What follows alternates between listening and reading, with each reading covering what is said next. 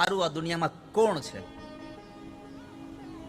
દેખાવડા તમે છો, રૂપાળા તમે છો, ભણેલા તમે છો, ગણેલા તમે છો, પૈસાવાળા તમે છો, તમારું ઘર સારું છે, તમે દયાવાળા છો, તમે બળવાળા છો, તમારું કુટુંબ સારું છે, તમારો સ્વભાવ સારો. અને આ દુનિયામાં પૈસા ઓછા હોય તો ચલાવી લેજો, રૂપ ઓછું હોય તો ચલાવી લેજો, મકાન નાનું હોય તો ચલાવી લેજો, પણ સ્વભાવ જેવો તેવો હોય તો ક્યારેય ચલાવતા નહીં વાલા ભક્તજનો. કારણ આ દુનિયામાં સ્વભાવ સુખ આપે છે. માણસ ઘર બદલે, માણસ પૈસા બદલે છે, માણસ સંબંધોને બદલે છે, પણ જિંદગીમાં સુખી થવા માટે બધું ન બદલો તો કાંઈ નહીં, ખાલી સ્વભાવ બદલી નાખો તમારો. માણસ વધારે પડતો દુઃખી ક્યાંય થયો હોય તો સ્વભાવથી થયો છે. અને જેનો પોતાનો સ્વભાવ દુઃખી કરે ને એને આ દુનિયામાં કોઈ સુખી ન કરી શકે. કારણ કે એને દુઃખી કરવાનું પોતે જ સાધન છે. એને પોતાને જ દુઃખ હોય. ગમે તેમ કરો, જેને પોતાની વિચારધારા બદલવી જ નથી એને સુખ ક્યાંથી આપો? તમે મને કહો. ગમે તેમ કરો તમે, જ્યાં સુધી તમે તમારો સ્વભાવ બરાબર નહીં કેળવો ત્યાં સુધી આ સંસારના પદાર્થ તમને સુખ નહીં આપે.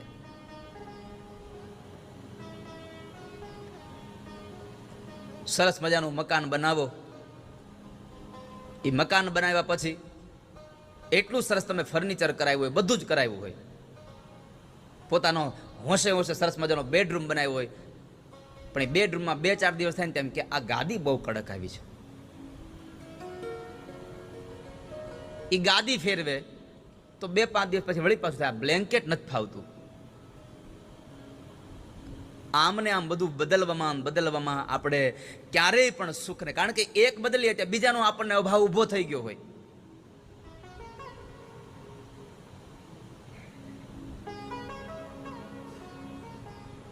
અને બીજાનો અભાવ ઊભો થાય એને પૂરો કરવા જઈએ તો ત્રીજાનો અભાવ આપણી આંખ સામે આવી જ ગયો હોય. આ બધું જ બદલવું ને એના કરતાં વાલા ભક્તજનો એક વખત તમારો સ્વભાવ બદલી જુઓ, પછી દુનિયામાં તમને કોઈ દુઃખી નહીં કરી શકે. એક સ્વભાવને બદલી જુઓ ખાલી. વસ્ત્રનું દાન આપો, યજ્ઞ કરો, જપ કરો, તપ કરો, બધું જ કરો, પણ જ્યાં સુધી તમારા માથા ઉપર કોઈ મહાપુરુષની ચરણની રજ નહીં પડે ત્યાં સુધી તમારું ભાગ્ય નહીં સુધરે કોઈ દિવસ. માટે મહાપુરુષના ચરણારવિંદની રજ અતિ આવશ્યક છે. તમારું ભાગ્ય સુધારી દેશે.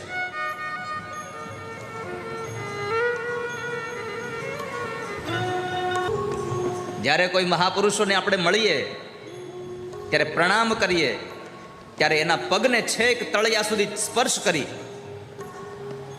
અને પછી એ હાથ તમારા માથા ઉપર ફેરવો. આવું ભરતજી મહારાજે ભાગવતજીના 5મ સ્કંદમાં કહ્યું છે. વિના મહત્પાદ રજોભિષેકમ.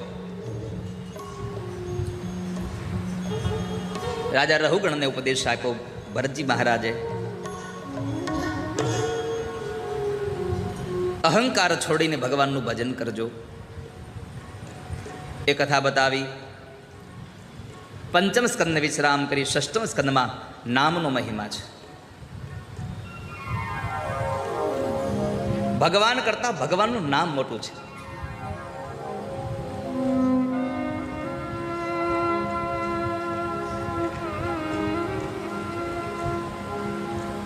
સુખદેવજી મહારાજ અને રાજા પરીક્ષિતનો સંવાદ ચાલતો હતો. એમાં પરીક્ષિતે પૂછ્યું, બાપજી, આ સંસારમાં ભગવાનના નામથી આપણે પ્રાયશ્ચિત કરી શકીએ? કોઈ પાપ થઈ ગયું હોય,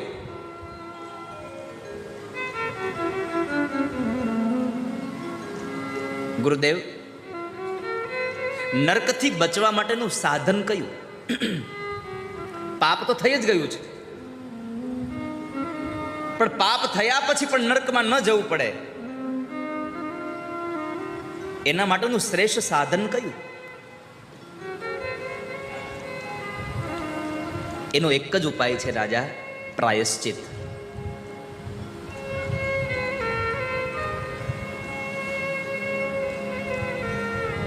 મનુસ્મૃતિમાં પ્રાયશ્ચિત માટેના વિધિ વિધાનો બતાવ્યા છે,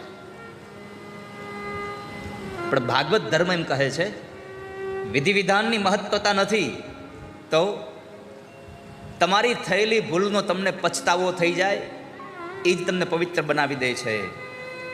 હા પસ્તાવો વિપુલ ઝરણું સ્વર્ગથી અહીં ઉતર્યું છે, અને પાપી એમાં ડૂબકી દઈ અને પુણ્યશાળી બને છે. હા પસ્તાવો વિપુલ ઝરણો. તમારી ભૂલનો તમને પછતાવો થઈ જાય એ જ માત્ર એક તમારું સ્નાન છે. પાપ કર્યા પછી ગંગાજીમાં નાવા જાઓ અને છતાં પણ તમને કોઈ જરાક પણ મનમાં તમને ખેદ ન હોય કે મેં પાપ કર્યું, તો ગંગાજીનું સ્નાન પણ વ્યર્થ જાય છે. અને પાપ કર્યા પછી ઘરમાં બેસીને પણ તમારી આંખમાં આંસુ આવી જાય, મારાથી પાપ થઈ ગયું. આ પ્રાયશ્ચિત ગંગા જેટલું તમને પવિત્ર ન કરી શકે એટલું તમારું પ્રાયશ્ચિત તમને તમારો પછતાવો પવિત્ર કરી દે છે વાલા ભક્તો.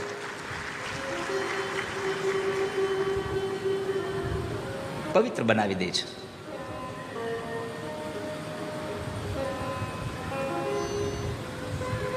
તો મહારાજ, એક નામ માત્રથી કોઈનો ઉદ્ધાર થઈ ગયો એવી કોઈ ઘટના ખરી? સાંભળ રાજા, બતાવું તને કથા. કનોજમાં એક અજામિલ હતો. અજા એટલે માયા અને મિલ એટલે મળેલો. માયામાં ભળી ગયેલો અજામિલ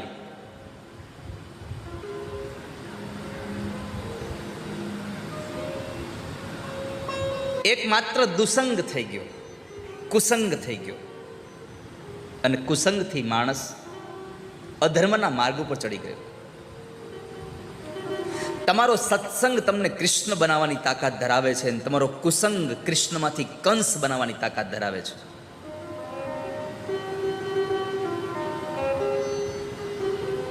માટે સાવધાન રહેજો વાલા ભક્તો, કુસંગ ન થઈ જાય ક્યારે.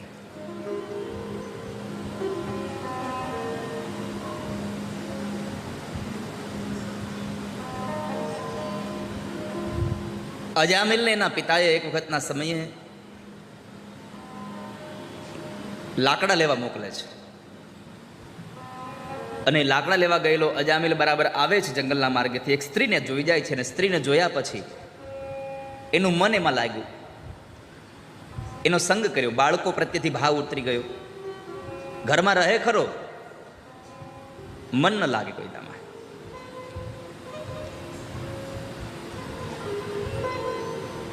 વૃદ્ધાવસ્થાને આરેઠેડ ગયો છે.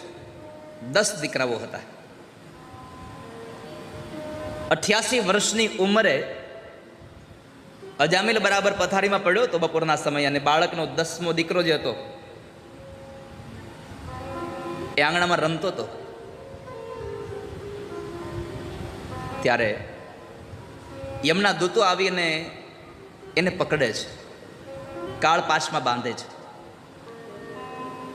કાળપાશમાં બાંધી અને એને લઈ જવાની તૈયારી કરે ત્યારે જ્યારે મૃત્યુ સામે આવે ત્યારે ડરી ગયો. અને મરણના અંતિમ સમયે આપણને બધું એ જ યાદ આવે. ભગવાનનું નામ તો યાદ આવે નહીં.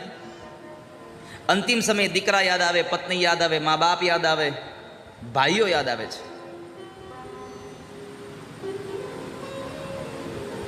એટલે યમના દૂતોને જોઈ અને અવાજ કર્યો પોતાના દીકરાને, નારાયણ નારાયણ નારાયણ.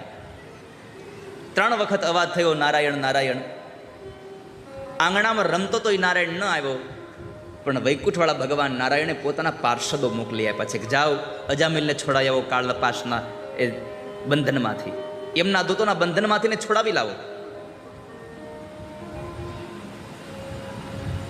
ભગવાનના પાર્ષદો આવીને યમના દૂતોને કહે છે આપ ઇસે છોડ દીજીએ. ભગવાનના દિવ્ય પાર્ષદો આવીને ઉભા રહ્યા છે કાળપાશોની સાથે, યમના દૂતો સાથે વાદ કરે, સંવાદ કરે છે. આ દ્રશ્ય પડ્યો પથારીમાં એ અજામિલ એને જોવે છે. અને અજામિલ આ જોઈ રહ્યો છે, આ કોણ છે? ભગવાન જેવું આ કોણ છે? અને અંતે પાર્ષદોએ કહ્યું કે એમને છોડી દો તમે. કેમ? એણે અમારા ભગવાનને યાદ કર્યા છે. અરે તમારા ભગવાનને એના દીકરાને યાદ કર્યો છે. ત્યારે પાર્ષદોએ આપ સમાજને ઉપદેશ આપ્યો છે કે ભલે એ નામ એના દીકરાનું હતું, પણ નામ હતું તો નારાયણ ને.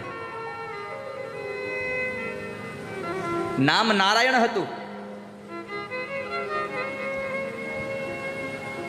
તો નામ લીધો તો એનો ઉદ્ધાર થઈ ગયો. અંત સમયે પરમાત્મામાં મતિ તો જ થાય જો જીવનભર ભગવાનને યાદ કર્યા હોય.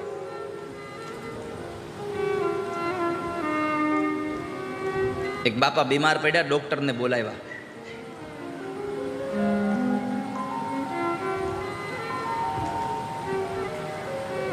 ડોક્ટર સાહેબ આવ્યા અને દીકરાઓ બધા ઊભા છે, દીકરાની વહુ બધા ઊભા છે. બાપાને જીભાન વહી ગઈ છે. બાપાને જીભાન વહી ગયેલી. બાપાને પરસેવો આખા શરીરે હતો. એટલે ડોક્ટરે આવીને પહેલાં તો બ્લડ પ્રેશર ચેક કર્યું, બીપી. ડોક્ટર બીપી માપતા હતા એટલે 160 બીપી હતું. છોકરાએ પૂછ્યું, ડોક્ટર સાહેબ કેટલું છે? 160. બાપા બેભાન અવસ્થામાંથી જાગ્યા ને કહે, વેચી નાખ, વેચી નાખ. કેમ? ફોમાં લીધા છે કે આપણે. અહીંયા બ્લડ પ્રેશરની વાત હતી, એ શેર બજાર સમજાતા.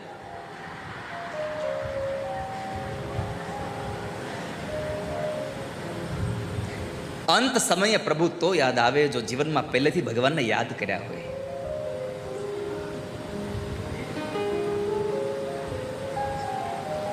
ભગવાનને યાદ કર્યા અને અજામિલનો અંત સમય સુધરી ગયો. અજામિલ કર્મ ક્યાં કીના, નહીં કછું દાન ભી દીનહા. ક્યારે એને દાન નહોતું આપ્યું, પણ એકમાત્ર કેવળ નારાયણ નારાયણ નામ બોલાઈ ગયું અને અંતિમ વેળા સુધરી ગઈ. દીકરાનું નામ નારાયણ હતું એટલે વેળા સુધરી ગઈ. બાકી પિન્ટુ હોત તો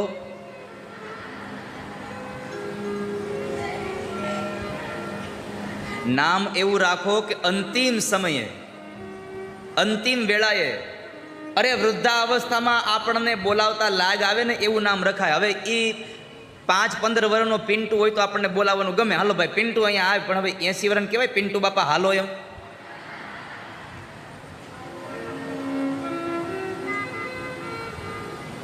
સાચું કેજો બેનું, કહેવાય કોઈ દી પિન્ટુ બાપા હાલો એમ?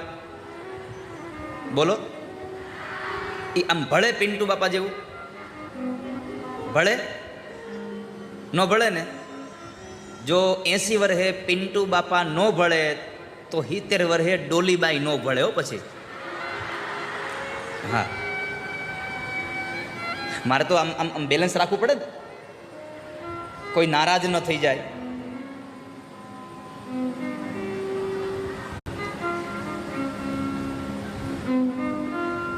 નામનો મહિમા છે વાલા ભક્તો. નામ લિયા ન સબ લિયા સભી શાસ્ત્ર કા ભેદ, बिना नाम नर के गया पढ़ पढ़ चारो वेद. જેને નામ લીધું એનો ઉદ્ધાર થયો છે સંસારમાં. નામનો મહિમા બતાવ્યો. પરમાત્માના નામનું કવચ રાખજો. ઇન્દ્રને પરમાત્માના નામનું કવચ હતું. જ્યારે વિશ્વરૂપના પિતા ત્વષ્ટાએ વૃત્રાસુરની ઉત્પત્તિ કરી અને એ વૃત્રાસુર જ્યારે ઇન્દ્રની હારે યુદ્ધ કરતો હતો અને ઇન્દ્રને હાથી સહિત વૃત્રાસુર પોતાના પેટમાં ગળી ગયો છે.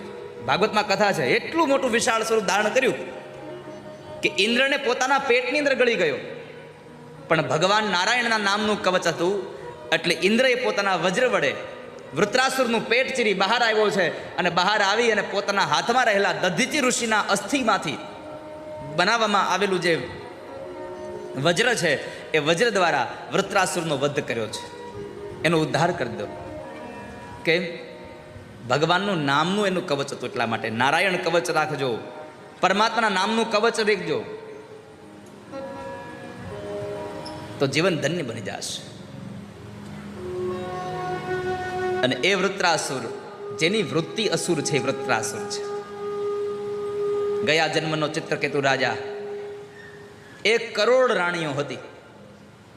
1 કરોડ રાણીઓનો અર્થ છે ચિત્રકેતુને પોતાની વિચારધારાઓ, પોતાના સંકલ્પ વિકલ્પ અનેક હતા એટલે 1 કરોડ રાણીઓ બતાવી. અને એ વૃત્રાસુર ભગવાનનો પરમ ભક્ત. એમણે મૃત્યુના સમયે ભગવાનને પ્રાર્થના કરી, હે ભગવાન, મને એટલી કૃપા કરજો, આ સંસારમાં 4 વસ્તુઓ માગવામાં આવે: ધર્મ, અર્થ, કામ અને મોક્ષ. 4 વસ્તુઓ જ્યારે પરમાત્મા પાસે માગવામાં આવે તો ધર્મની અંદર શું માગશો? આ દુનિયાનો સૌથી સારામાં સારો ધર્મ કયો? એક જ ધર્મ છે, અને એ ધર્મ શરણાગતિ. શરણાગતિ જેવો આ સંસારમાં બીજો કોઈ ધર્મ નથી. મારો ધર્મ તમારી શરણાગતિ છે. મારો અર્થ, આ સંસારમાં ભગવાનના ભક્તની સાચી સંપદા શું? ભગવાનનો ભક્ત પરમાત્મા પાસે કોઈ ધન ન માગે. ધનમાં એક જ વસ્તુ માગે: ભક્તિ. પ્રભુ દ્યો તો મને ભક્તિ દેજો. ભગવાનના નામનું નાણું એવું છે કે જેમ તમને કોઈ દી ખર્ચો તો ખૂટે નહીં, અને ચોર કોઈ દી લૂંટે નહીં, અને ભીડ પડે આવે કામ. આ સંસારમાં જ્યારે દુઃખ આવે ત્યારે પૈસો કામ આવે છે? ભગવાનનું નામ જ યાદ આવે છે.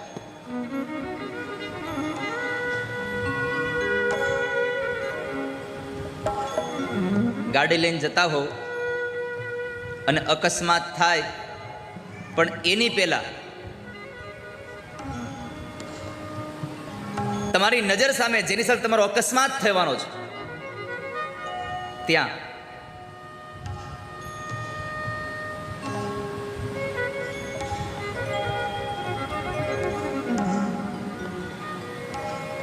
એ વસ્તુ નજીક આવે, ગાડી ભટકાય તમારી, એના પહેલા પરમાત્મા યાદ આવી જાય છે. ભીડ પડે આવે કામ, માઈ મેરો નિર્ધન કો ધન રામ. નરસૈયા પાસે કશું હતું નહીં, અને છતાંય એનું એક કામ બાકી રહ્યું નહોતું. પ્રભુના નામનું નાણું હતું એની પાસે, ઈશ્વરના નામનું નાણું હતું એની પાસે. પ્રભુના નામના નાણાથી એના એક કાર્યો થયા છે.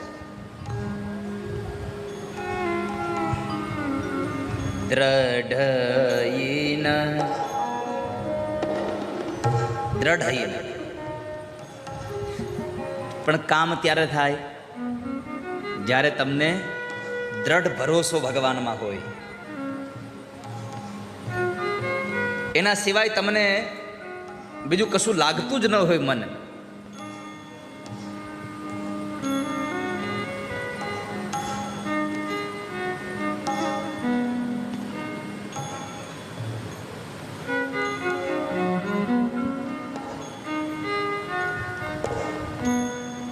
પરમાત્મા જ્યારે મનમાં લાગી જાય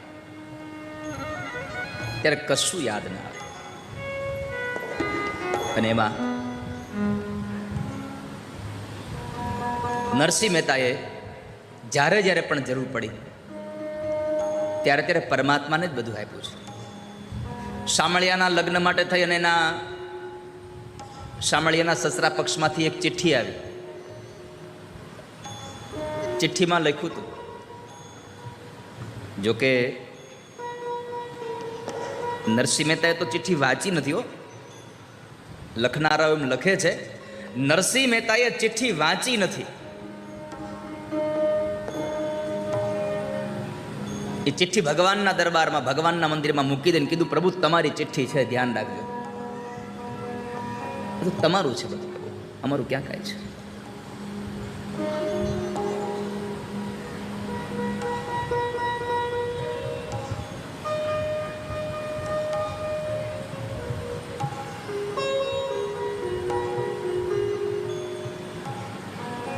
તો નરસૈયાના કામ બધાય ભગવાને કર્યા છે.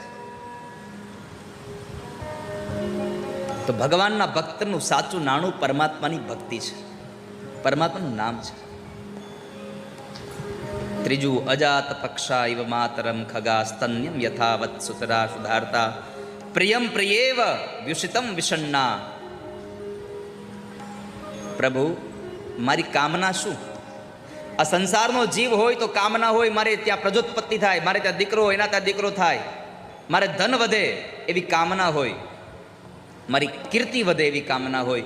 પણ એક વૈષ્ણવની કામના શું હોય?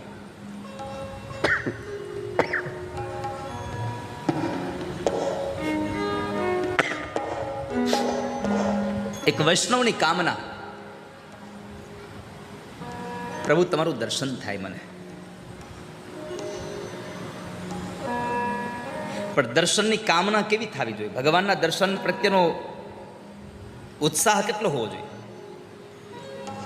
તમારી લગ્ન કેટલી હોવી જોઈએ? તો ભાગવત એમ લખે છે, અજાત પક્ષા ઇવ માતરમ ખગા.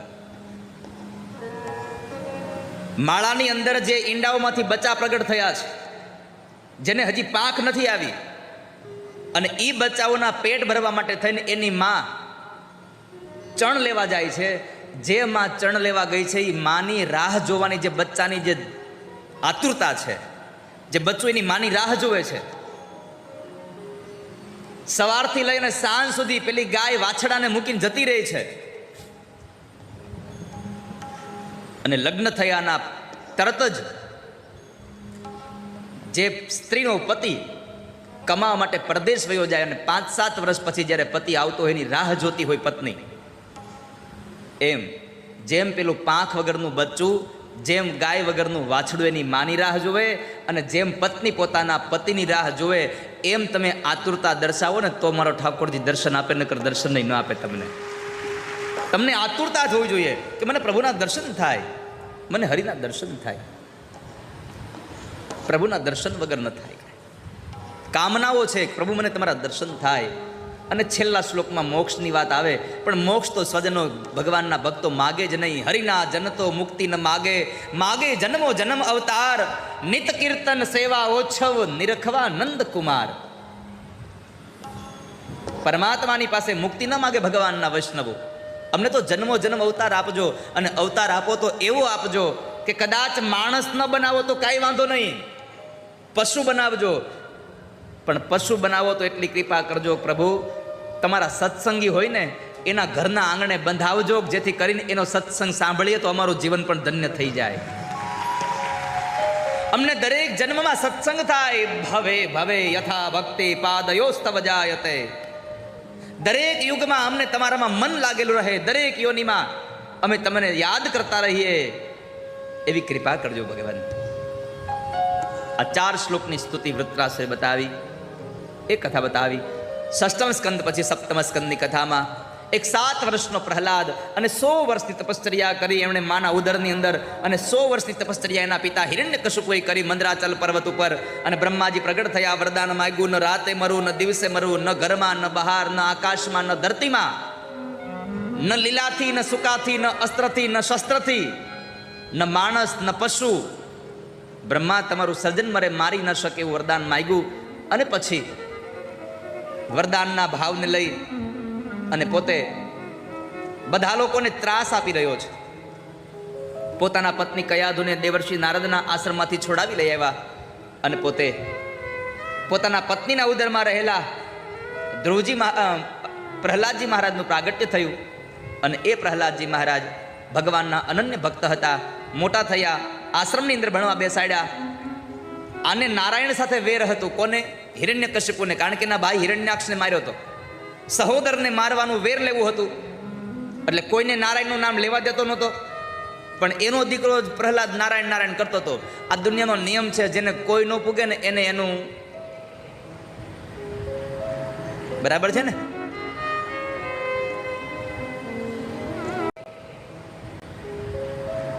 બરાબર છે ને.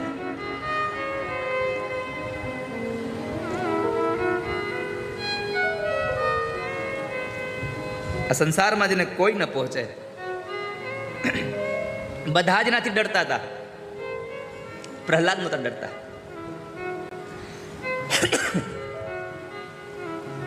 પ્રહલાદને વારંવાર નારાયણનું નામ લેતા લેતા જોઈ ગયા. એટલે હિરણ્યકશિપુએ નક્કી કર્યું કે આવા છોકરાની શું જરૂર છે, આપણે મારી નાખવાને. એટલે મારી નાખવા માટે થઈને કેટલા ઉપાયો કર્યા. પર્વત ઉપરથી ફેંકો, નદીમાં નાખો, અગ્નિમાં બાળ્યો, ઝેર આપીને મારવાના પ્રયત્નો કર્યા, હાથીના પગ નીચે કચરાવાના પ્રયત્ન કર્યા, પણ એનો વાળ વાંકો ન થયો. કેમ? મારને વાલે સે બચાને વાલા બહોત બડા હોતા હૈ. જે મારે છે એના કરતાં બચાવવાળો મોટો છે. એટલે મરતા નથી પ્રહલાદજી મહારાજ. અને પછી પ્રહલાદને પૂછ્યું, પ્રહલાદ ક્યાં છે તારો નારાયણ? પ્રહલાદે કીધું, પિતાજી ક્યાં છે મારો નારાયણ ન પૂછો, ક્યાં નથી મારો નારાયણ. હરિવ્યાપક સર્વત્ર સમાના, જલે વિષ્ણુ સ્થલે વિષ્ણુ, વિષ્ણુ પર્વત મસ્તકે, જ્વાલામાલા કુલે વિષ્ણુ, સર્વમ વિષ્ણુ મયમ જગત. આ દુનિયામાં અત્ર તત્ર સર્વત્ર પરમાત્મા વ્યાપક છે, પ્રભુ વ્યાપક છે. વૈશાખ મહિનાની અંજવાળી 14 અને બસ આવો સંધ્યાનો કાળ થતો આવતો હતો. પ્રહલાદને બોલાવીને પૂછ્યું, પ્રહલાદ ક્યાં છે તારો નારાયણ? આ સ્તંભમાં છે તારો નારાયણ? આ સ્તંભમાં છે તારો નારાયણ શબ્દ સાંભળ્યા એટલે પ્રહલાદે કીધું, પિતાજી તમને નથી દેખાતો? તમને નથી દેખાતો?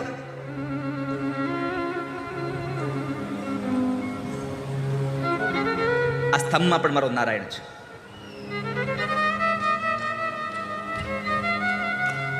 આ સ્તંભમાં પણ મારો ભગવાન છે. અને ત્યારે આવેશમાં આવીને હિરણ્યકશિપુ પોતાની ગદાને લઈ અને એકદમ પ્રહાર કરવા માટે દોડે છે. ગદાનો સ્પર્શ હજી સ્તંભને થાય, એમના પેલા સ્તંભ ફાટે છે અને એના અંદરથી ભગવાન નરસિંહનું પ્રાગટ્ય થયું છે. બોલીએ નૃસિંહ નારાયણ ભગવાન કી. જેમ એક બાજ પોતાના શિકારને પકડે એમ શિકારને પકડી લઈ હિરણ્યકશિપુને અને લઈ જાય છે ઉપાડીને ઉમરામાં, પોતાની ગોદમાં રાખી અને હિરણ્યકશિપુને પ્રશ્ન કર્યો કે જોઈ લે હિરણ્યકશિપુ, તે માગ્યું એમાંથી કઈ ઓછું તો નથી ને?